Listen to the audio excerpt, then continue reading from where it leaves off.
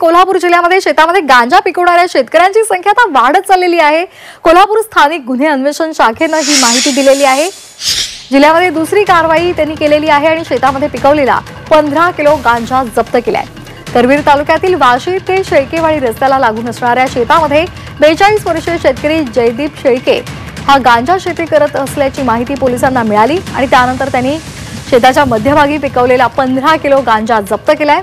4 दिवसांपूर्वी कोल्हापूर पोलिसांनी कागल तालुक्यातील मद्याळ गावामध्ये 21 किलो गांजा जप्त केला होता। 75 वर्षीय शेतकरी दिनकर कृष्णा राणे यांना सुद्धा अटक करण्यात आलेली होती।